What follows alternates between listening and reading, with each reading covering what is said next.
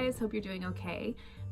Today I just want to make a video to show you some of the plant books I have, the ones that I use for identifying plants in the wild when I'm foraging, or ones that I use just for more information on gardening, and yeah, just a bunch of books that I have that are plant oriented. And I'm not saying this is like a complete list or the best list of books. Most of these I've just kind of collected over the years or borrowed / stolen from my mom's house. But I would really love to share them with you, and if you have any suggestions for resources, like even podcasts or other books or authors that you might recommend, please leave them below, because yeah, I'm kind of a book nerd and always looking to expand my collection a little bit and learn a little bit more. Obviously, if you've watched any of my videos, I have a lot of learning to do about gardening and foraging and stuff, so it's good that I have these books. Anyway. So the first book I'm going to start with is the one that I've been using the most, and this is one that was a gift from my mother, and it's just called Edible and Medicinal Plants of Canada. So it's really mostly like a field guide book, but it has really detailed pictures, illustrations, and descriptions of what the plants look like at their different stages in the wild. So I found it really helpful. It breaks it down into like trees and shrubs and herbs and things like that. So this one has been definitely the most handy that I take with me like when I'm out and about. But yeah, so this is the main field guide book that I use. And I believe actually that there's like a series. So the same authors or maybe the same company does a whole bunch of other field guide books for different areas. So yeah.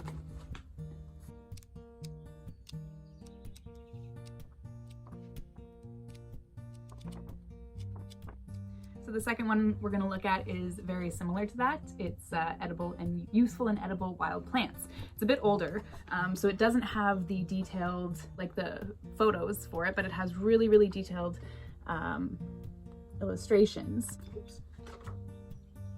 Oh, I just found a bookmark from my mom. So yeah, this one has really, really detailed illustrations, which just helps for identifying the plants when you want to get something specific, like you want to see something specific about the stems or the leaves. Sometimes, you know, in pictures it's harder to make those details out, whereas in illustrations they really highlight those differences, which is nice. Yeah. Nice. That's another one. Okay, and I have a few tree books because I love trees. So let's go over a few of those ones too. This one is probably, again, like a field guide one, but it's been the most useful, Eastern Trees. Actually, I think it's by, oh no, it's a different company. Anyway, but this one, yeah, has beautiful illustrations all throughout it, as well as like an insane amount of information, like more information than you could ever want. This is an older book, but it's still quite good. It's just Native Trees of Canada. It doesn't have quite the amount of information, but it does have a really good breakdown of like the leaves, and really more up close, even though it's black and white, up close shots. So it's helpful for identifying. Another one, Forest Trees of Ontario. This one's kind of actually like a smaller version of this one. So I don't use this one as much, but it's nice to browse through because, again, it has really basic but really good illustrations. Oh, I just found a leaf in this book.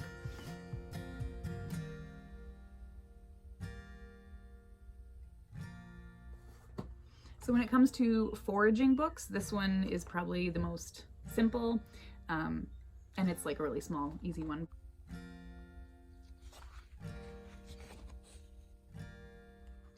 This one gives really good descriptions on like where to find like the plants, like what kind of habitats they would survive in and what they're likely to enjoy, and what it means when you find plants in certain areas.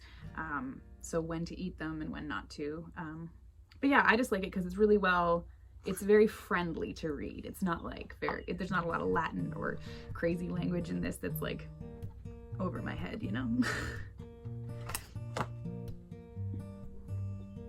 Okay, this one's kind of a joke, but I love it. This was a gift from my mom, and it's called Wicked Plants. So it has, as you go through it, it has all of the more mischievous plants that exist in the world, and some lore and mythology and background as to why they got their names or what their names mean, or some fun little facts about it. So let's find one that might be a little interesting. So like this is kind of funny. It has a whole little chapter segment on fatal fungus. So different types of mushrooms and fungi, and kind of some mythology and funny warning stories about different types and how to avoid them. So I find that fun. Anyway. Okay, so I also have some sort of witchy plant books because I'm kind of like a witchy plant person, if you haven't noticed or whatever. So I do have a few of those. The Basic Magical Herbalism by Scott Cunningham. The Master Book of Herbalism, this one was given to me by my mother, or I borrowed it, and I have it permanently now. But it's really good just because it has associations for, depending on what you want to work with the plants for, it has different associations for time, months, years, like season changes, astrology if you're into that kind of stuff, gemstones.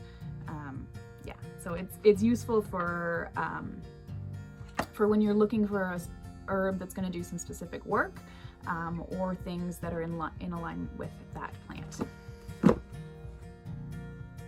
So some of these books I do read cover to cover, and other ones I just kind of use as like field guide reference, or look at them when I'm looking for something specific. But either way, it's a collection of information. Oh, this one's really useful. It's just Let It Rot. It's a guide to a gardener's guide to composting. Yeah, this is just really handy and very useful for all the different types of compost. And like, yeah, there's a lot of information in here. Oh, this one is a book just about drying herbs, and so it's very handy just because different herbs dry in different ways. Some of them you can basically just hang up and leave them there and they're fine. Others are a bit more finicky and need to be dried in different ways. But yeah, it has a lot of information about each plant and then what you can use it for, or how it maintains its structure or potency, I suppose, after drying, which is really useful because everything's, everybody's different. Every plant is different. Yeah, so it has like a section on drying and then cuisine and crafts. So if you want to make like floral arrangements or other decorative, fun kind of hippie things, then there's a lot of ideas in there. This book I used to keep in the bathroom because it was very, very handy. I don't put a lot of stuff on my skin, and and I don't like a lot of chemicals in my baths or things like that. But this book gives a lot of natural approaches. Not that natural is necessarily better, but it gives easy DIY things that you can do for your skin, things that you can do in the bath, things that you can do as a replacement for other things.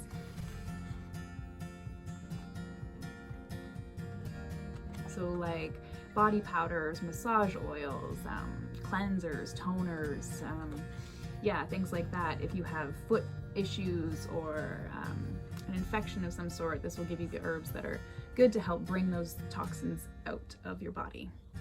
So yeah, it's very useful. I would very, very much recommend this.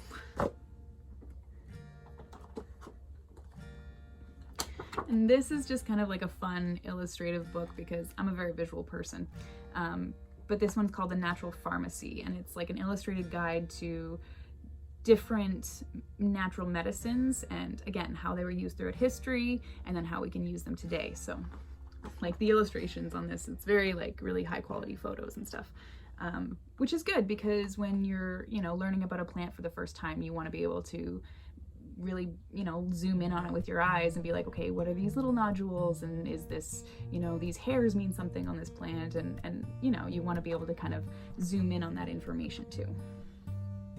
And it also has a huge reference guide, like, yeah, it's a really good book.